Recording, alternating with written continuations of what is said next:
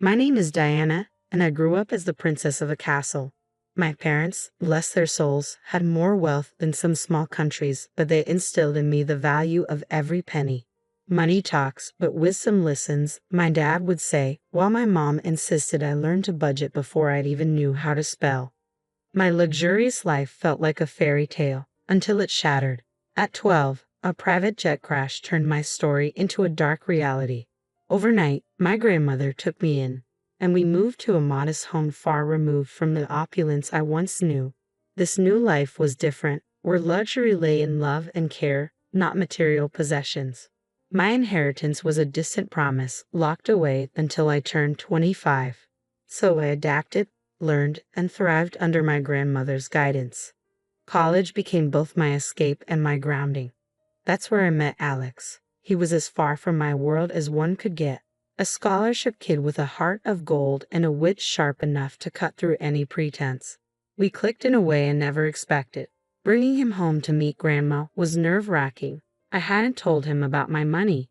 Better he doesn't know, at least not yet, Grandma advised, and I understood her wisdom. I wanted Alex to love me for who I was, not for my bank account. Grandma, this is Alex, I introduced them, feeling my stomach knot. Nice to meet you, ma'am, Alex said, extending his hand, which Grandma shook warmly. Sit, she urged, her eyes twinkling as she observed Alex's nervousness. So you're the young man who's stolen my granddaughter's heart. Alex blushed, a sheepish grin spreading across his face. Ah, I guess you could say that, ma'am. We sat down, and the conversation flowed more easily than I had dared hope. Grandma shared stories of my parents and my childhood that made Alex laugh and look at me with a warmth that swelled my heart. You've got a good one here, Grandma said, nodding at me while looking at Alex. Takes after her mother, strong and kind. But don't let her fool you, she's got a bit of mischief in her too. I can see that, Alex chuckled, squeezing my hand under the table. The evening continued with laughter and shared stories, and Alex blended into our world as if he had always belonged. He even helped Grandma with the dishes afterward, and I felt certain I had made the right choice in bringing him into my life. As we walked out later, Alex turned to me, a serious look on his face. Your grandma's amazing, you know. Hearing about your parents and your life makes me feel like I understand you more. I nodded, a lump forming in my throat. I'm glad, Alex. There's a lot more to me than meets the eye. He smiled and pulled me into a hug. I'm here for all of it, every layer. It doesn't matter what's in your bank account, it's you I care about. I hugged him back tighter than ever before, feeling a rush of trust. But I also knew the weight of the secret I was keeping, a delicate balance I hoped wouldn't tip. The ride to Alex's parents' house was quiet, filled with a silence thick enough to cut through. I could tell Alex was nervous, his grip tightening on the steering wheel. Are you sure you're ready for this? I asked, trying to break the ice. Yeah, just, my mom can be a bit much. Don't take anything she says to heart, okay? His attempt at reassurance fell short. As we pulled up to the grand, imposing house, my stomach twisted into knots. This was it, no turning back now. We barely made it through the door when Alex's mom, Gloria, made her entrance. Her eyes landed on me like laser beams, sizing me up in a way that made my skin crawl. So, this is the girl you've been hiding, she said, her voice as cold as the marble floors. Mom, this is Alex, he started, but Gloria waved him off. I know who she is. Come, let's sit. I've prepared some tea. Gloria's command was firm, and I felt compelled to follow her as she led us into a living room that felt more like a showroom than a home. Once the tea was served, Gloria wasted no time getting to the point. I hear you were raised by your grandmother. Must have been quite a humble upbringing, she remarked, the word humble dripping with condescension. I clenched my jaw, fighting to remain calm. It was my grandmother who taught me valuable life lessons, important things, not just fluff. Gloria smirked, her lips curling slightly. And your parents? Gone too soon, I hear. Tragic, really. How does one cope without proper guidance? Alex jumped in, clearly uncomfortable. Mom, that's enough. Let's not. It's okay, Alex, I interrupted, feeling a surge of defiance. Yeah, my folks are gone, and it was tough. But I got through it. It made me who I am. Gloria sipped her tea, her gaze unwavering. Interesting. And what about your future, dear? Any plans, or are you just riding along on my son's coattails? That's done. I took a deep breath, reminding myself why I was there. I've got plans, big ones. And I don't need to ride anyone's coattails to make them happen. The air was thick with tension, and I could feel it tightening around us. Alex, bless him, tried to change the subject. Mom, let's not do this. We're here to enjoy each other's company. Gloria set down her teacup with a deliberate slowness. I'm merely trying to understand the woman my son has chosen. You can't fault a mother for caring about her child's future. It felt like a never-ending tug of war where neither side was winning. Just when I thought I couldn't endure any more, Alex's sister Lily made her entrance. Her curious eyes held an edge of judgment that mirrored their mother's. So, you're the famous girlfriend. Heard a lot about you, though not all of it good, Lily said, her voice dripping with disdain. I opened my mouth to snap back, but Alex stood up. That's enough.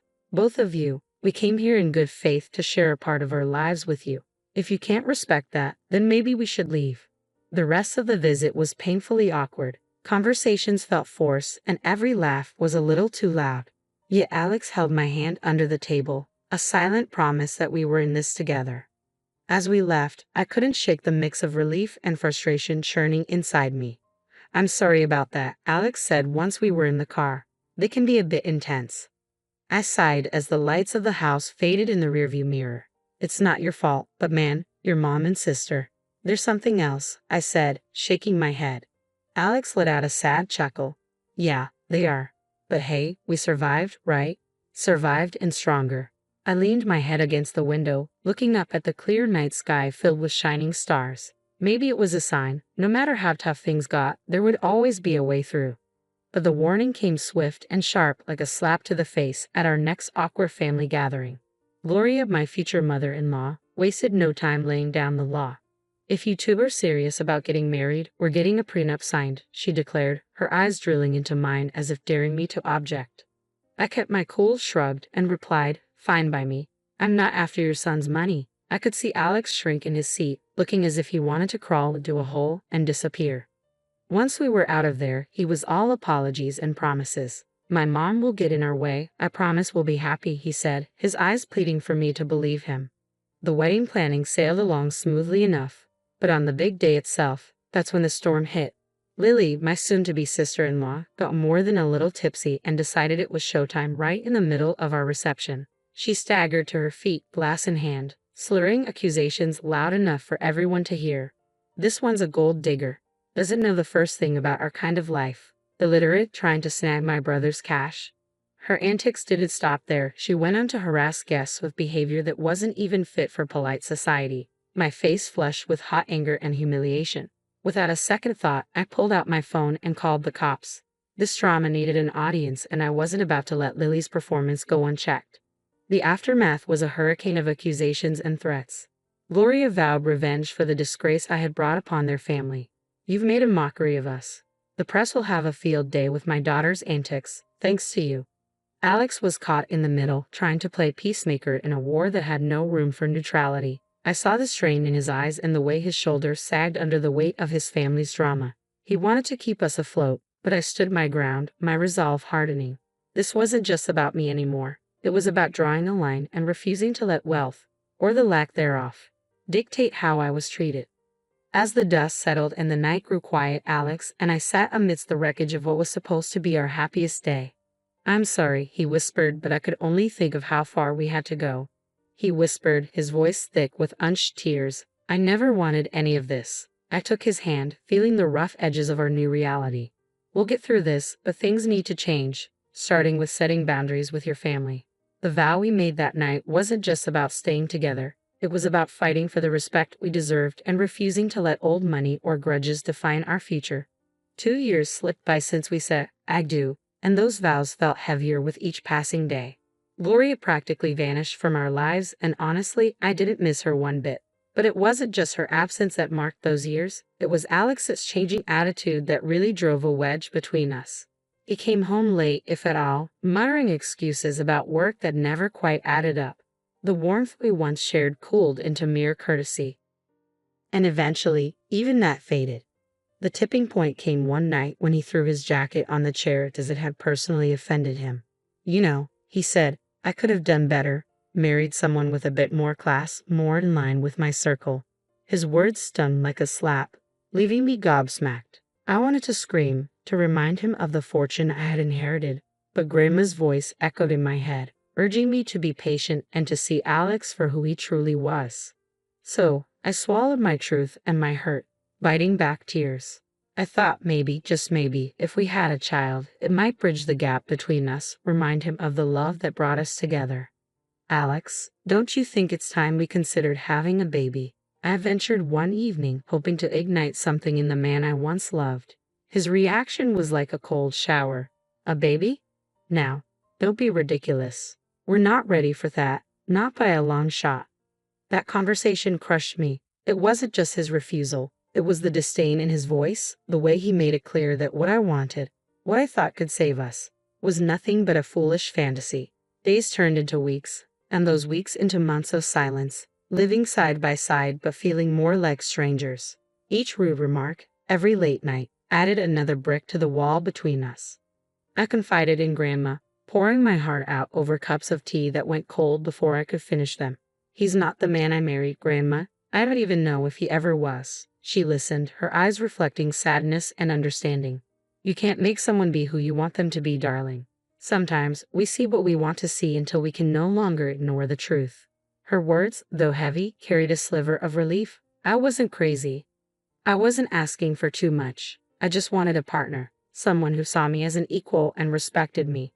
But as the days passed, it became clear that Alex wasn't that person anymore, if he ever had been. The thought of leaving crossed my mind more times than I cared to admit, but every time it did, I pushed it away, hoping against hope that something would change, that the man I loved would find his way back to me. I went all out for Alex's birthday bash, hoping to reignite the spark in what had turned into a pretty mundane marriage. No expense was spared, and the guest list was a who's who of our closest friends. Notably absent were Gloria and Lily, my mother-in-law and sister-in-law. Their drama was the last thing I needed to ruin the night. For a moment, Alex was in high spirits, soaking in the adoration and well wishes from everyone. It felt like we were back in our honeymoon phase, surrounded by laughter and inside jokes. But that bubble burst the second Gloria and Lily crashed the party uninvited, clearly expecting to be welcomed. It turned out Alex had gone behind my back and invited them, hoping to avoid any family fallout.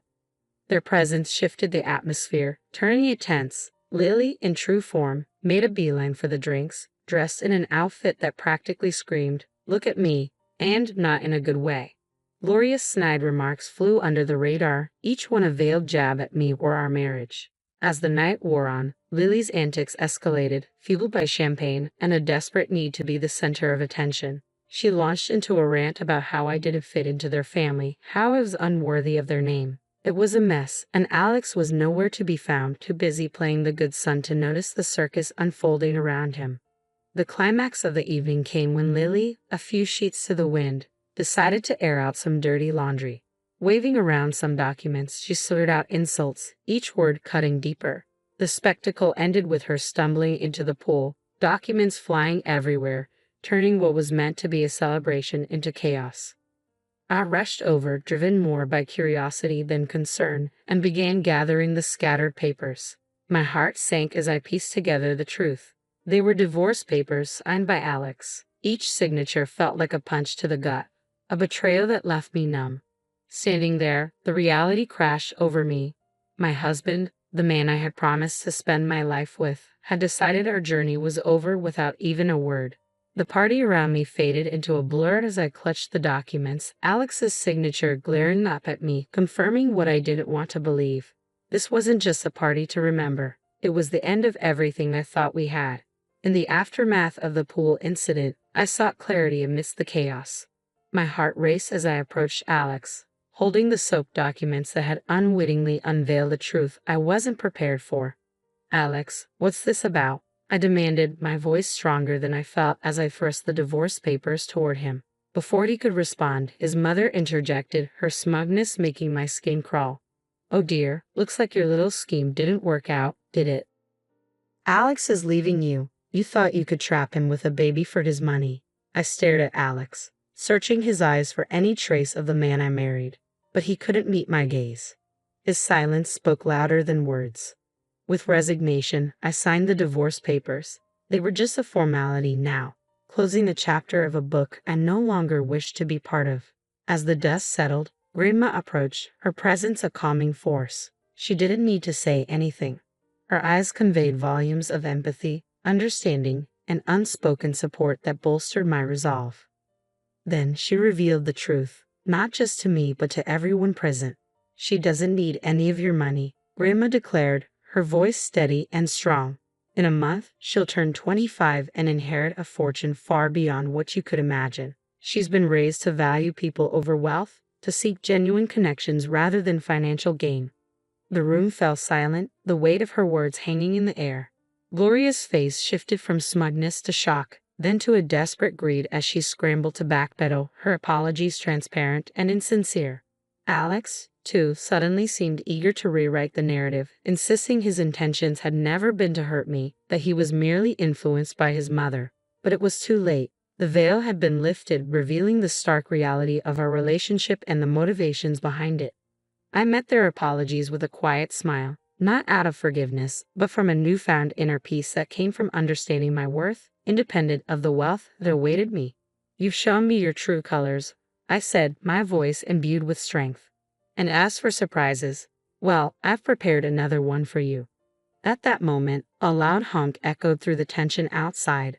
A sleek luxury car rolled up to the gate, the one I had secretly bought for Alex as a surprise. The irony wasn't lost on me. I couldn't help but let out a bitter laugh as I excused myself to step outside and confront the final act of this drama. There it was, the epitome of luxury on four wheels. A symbol of the love I thought we shared, now just another piece in the game of pretense and betrayal. Without a second thought, I slid into the driver's seat, the leather cool and unyielding beneath me, much like my resolve. Grandma, ever my rock, joined me, her presence a silent testament to the strength and dignity that ran in our blood. Turning to face the house, I felt ready to take the next step. I spotted Alex and his mother at the door, their expressions a mix of confusion and disbelief. "From now on, everything goes through my lawyer," I called out, my voice clear and stripped of the warmth it once held. "And don't worry about my stuff. I'll have a courier pick it up." Their faces, once smug and self-assured, transformed into a portrait of realization and loss, not just of the wealth they coveted, but of the person they had underestimated. With that, I turned the key in the ignition, the car's engine purring to life, a sweet sound that promised freedom and new beginnings. Grandma and I exchanged a look, a silent agreement that this was the first step toward a future unburdened by deceit and manipulation. After the revelations and dramatic exits, the air felt clearer, as if the truth had not only exposed their greed but also cleansed the path ahead. It wasn't long before the first test of my newfound resolve came knocking, or rather, calling.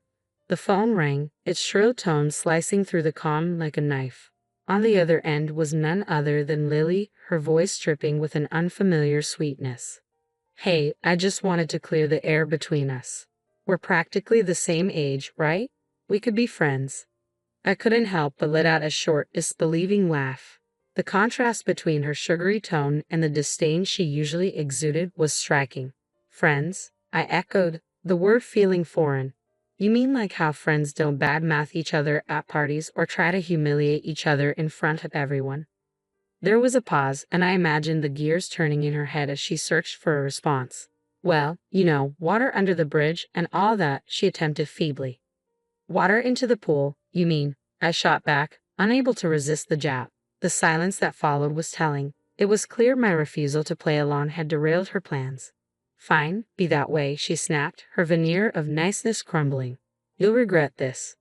I hung up, feeling a mix of amusement and sadness, a stark reminder of the facades people wear and the lengths they'll go to when faced with the consequences of their actions. The temptation to retaliate lingered, a nagging thought in the back of my mind. I posted a video on social media of her falling into the pool, and it went viral like wildfire.